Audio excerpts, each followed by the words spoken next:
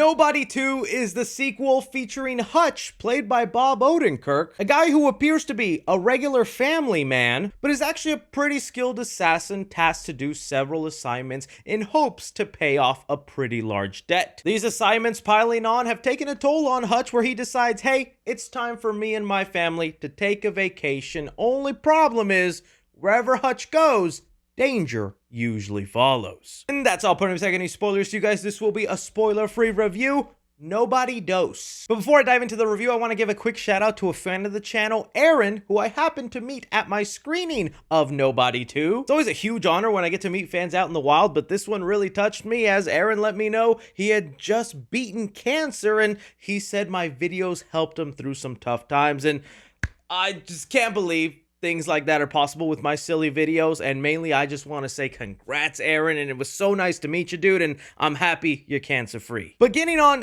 to the actual movie Nobody 2. So I do like Bob Odenkirk. I mainly know him from his Better Call Saul days, the crooked lawyer you want in your corner, but I'm also familiar with some of his comedic work. I really enjoyed that one season he had on Netflix titled With Bob and Dave. That's where Bob Odenkirk and David Cross would do a couple of skits, and that was enjoyable. Sucks Netflix never renewed it for more. And I think it's because Bob Odenkirk looks like just such an ordinary guy, you'd never really picture him as an action star, and that's really what made the first Nobody work. Just seems like a dude that you can push around, maybe beat up in a fight, but does not go down that way when you push good old Hutch. And so it was nice to see that first movie get some love and enough success where a sequel was possible, but here's really where the test begins. Are you gonna be good enough to build out a whole world, much like John Wick did, where I think John Wick is the gold standard for when it comes to movies like this? You know what kind of category of films I'm talking about. Liam Neeson basically started and popularized them with Taken, or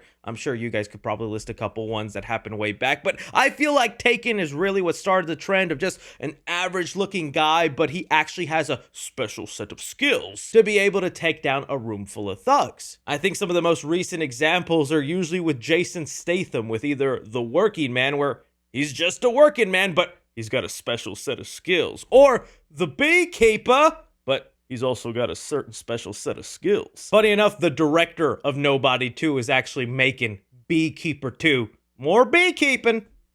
Just get to buzzing, dude. And that's what had me interested in this sequel. It's like, okay, are you gonna go the world building route? Are you gonna try and create this whole line of assassins and hierarchy and hotels, but not want to obviously look like a John Wick ripoff? Or do you just stay in your lane and lean into the cheesy action fun you could have with a guy who looks regular but can just beat up so many people? I'm happy to say it's somewhere down the middle, but it is still very entertaining. I quite liked Nobody 2. It doesn't really seem like they are interested in going the route of building an entire assassin universe with tons of deep lore. There is definitely lore to be had here, but I am glad they are kind of paving their own path. And the thing that is really the selling point of this film is a guy trying to live an average life. He just also happens to have a certain special set of skills. I hope one day I get those certain special set of skills.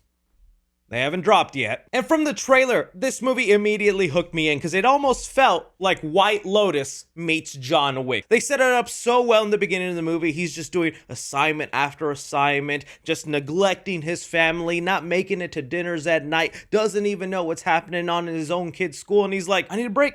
I need to take my kids somewhere they'll have fun. Why not the childhood carnival I loved going to with my dad? And you see from the trailer, although he's just trying to have a good time, enjoy his little vacation, something happens that just ticks Hutch off the wrong way. And again, that's the strength of this movie, and Bob Odenkirk channels that so well. There is this inner beast within him that when you push that button, when he starts seeing red light. There is actually a cool red light scene in this movie. He can't ignore that feeling. He can't ignore that anger, and he just goes to work. And that's when the movie is at its most entertaining, is just seeing Bob Odenkirk taking down a couple of thugs, using all sorts of things at his disposal, like a claw machine hook or a hammer from the Pop the Weasel machine. That's what made this kind of just a fun blockbuster popcorn movie, right? You're not trying to get all that much substance, or you're expecting a real detailed groundbreaking story. At the end, you're watching this just to see a couple guys get punched in pretty creative ways, and I think for the most part, these fight scenes are creative. They don't get up to the level of some other movies, but they are nowhere near awful to look at. Shaky cam galore. You can tell these are well choreographed fights. They are thought through, and the movie being rated R lets those moments be bloody, violent, and just also fun. And this movie really amps up the action a lot from the first film, as you would expect. There's a lot more crazier explosions, so many more bodies flying, and even that third act at the carnival is pretty fun. Although one particular villain in this movie I don't think is anything to write on about, which I'll get on in my negatives, I think the overall motive and thing that drives Hutch in this movie, that escalates him further and further into finding out this weird drug empire happening in this little vacation town, is actually a great obstacle to see follow. And there's a lot of henchmen that just have really punchable faces where you can't wait for Hutch to get his revenge. One in particular is Colin Hanks, who is that actually the son of Tom Hanks? Oh my, am I about to find out something crazy right now? Oh my God, he is Tom Hanks' son. I did not know this information. I only knew of Jamaican Tom Hanks' son.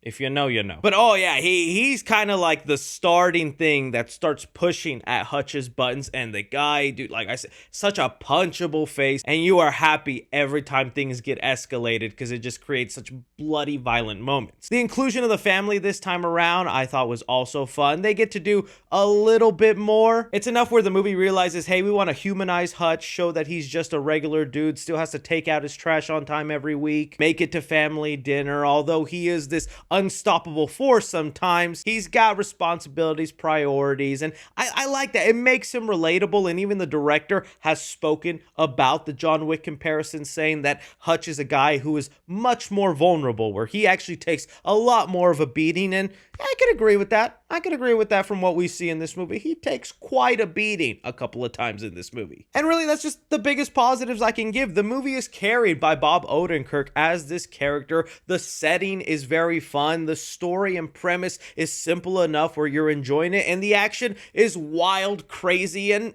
entertaining to watch. Getting on to the things I'm mixed to negative about, I think there's like a couple layers of villains in here. There's like a hierarchy that goes on of bad guys in this film, and the person at the very top, I found them to be a little too cartoony, and it felt a little bit like this movie was trying way too hard to make her feel so evil, so maniacal, such a giant threat for Hutch that when you even get to that point in the movie, it's a little anticlimactic and just really seemed a lot like a dog with all bark and no bite. Although she does a couple of things that are obviously very cruel. She gets one scene just to show you how messed up she is. It came off a little forced. I feel like I would have been just fine with the sheriff bad guy as the villain the entire film. But I guess the movie wanted to add those layers and kind of expand the world, which, like I said, they don't go too far and try to make this whole giant lore behind assassins and inner workings, but they do enough where it keeps the universe filled and lively. I think the movie also suffers from just being a little too cliche at times. Like the main altercation, that's the domino effect that starts everything, is a little fight his son has with another teenage boy at the arcade, and it's language like, hey nerd, why you being a nerd? Stop being nerd. It's that kind of talk, and sometimes that dialogue just comes off so corny. Like, I know we're not expecting Shakespeare in the dialogue, but in the big year of 2025, going up to someone and saying, hey nerd, you're nerding up the nerd place, nerd. I'm not gonna lie, I'm also right now surprised to see the actual runtime of the movie was an hour and 30 minutes, because I started to feel like the movie was running a bit too long. But that's actually such a tight runtime. I'm surprised it felt like it was close to 2 hours for me. This is because I think the movie has a pacing issue in between some of the action set pieces, because it's not such a grand big story, but they still want to fill in a purpose of why this place, the connection it has to Hutch, all the other people involved. It starts to feel like fluff, but that's not a major issue. It wasn't like I was bored. It's just like I actually felt the length a little bit in this movie. But really, those were the only negatives I had with Nobody 2. I still had a very entertaining time. If they wanted to continue making these movies where it's just Hutch getting into random situation, I would be all up for that. I don't think this is a series where you need to build up to some grand big plan. I understand maybe wanting to up the scale a little bit because you feel the scale being upped in this sequel compared to the first, but I like the idea that they set up in this film that like Hutch is just trying to live his life but danger follows him, and as long as he sees red, he's not going to be able to stop himself. So I like that idea of him as a wanderer who just ends up getting caught in some chaotic moment that leads to something bigger. I feel like that's a good formula to keep with these movies, and I'm down to see more. So when it comes to Nobody 2, I'm going to give action 4 stars. I think the action scenes are the biggest highlight of the film. They are choreographed well enough where they stay creative and fun. I think although it gets a little silly and exaggerated in that final act, it's still a blast to see, and the rated R factor helps out a lot. Commenting the movie, I'm going to give it 2.5 stars. There's a sprinkle of really funny moments, but nothing I think overbearing or where it makes it feel way too silly. That's what I'm happy, is that it just didn't treat every action scene or moment like a complete joke, because that would have taken away some of the weight in the film. Drama in the movie, I'm gonna give it 3 stars. A simple enough story for what you needed in here. Guy goes on vacation, ends up getting mixed up in some trouble, and has to clean up his mess. Perfect for this. Suspense the movie, I'm gonna give it 3.5 stars. I think you do fear a little bit for the family in this movie, because you really see that Hutch is genuinely just trying to stay connected with his family, make memories, and not lose them because of how preoccupied he is with work. That I think there are moments where you're not just scared for the life of the family, but the relationship Hutch has with his family. And horror in the movie, I'll give 1 star to, and that's mainly for a finger scene. I think you'll know it when you see it. Casual viewers, I think will be able to enjoy this easily. In fact, I just took my mom to see this movie because she's out of town visiting me right now. She had not seen the first movie and absolutely enjoyed the second movie, so I don't even think you need to see the first, although I do recommend it. But I'm going to lean more towards giving this to a cinephile for the awesome action set pieces, the pretty simple and formulaic story of a guy just trying to get out of trouble, but excelling with that formula and delivering something entertaining. Critics, I think, will still enjoy it because the movie is pretty self-aware and knows what it is, but it's still at the end of the day, I think, for a cinephile. All in all, I think Nobody 2 is worth watching in theaters. Again, that's just my opinion on Nobody 2. I had a lot of fun with it. I'd love to see where they could go next with this one. There is some stuff I think they leave open for a conclusion in the third movie. That's where I see things going, and I realize with the age of Bob Odenkirk, maybe he doesn't want to do these for too long, but hey, just one more in a nice premise, I'll be there. Let me know what you guys thought about Nobody 2 if you got around to seeing it. Don't forget to like, subscribe, follow me on Twitter at 3C Films or on TikTok at 3C Films. But as always, I'm Chris. Take care.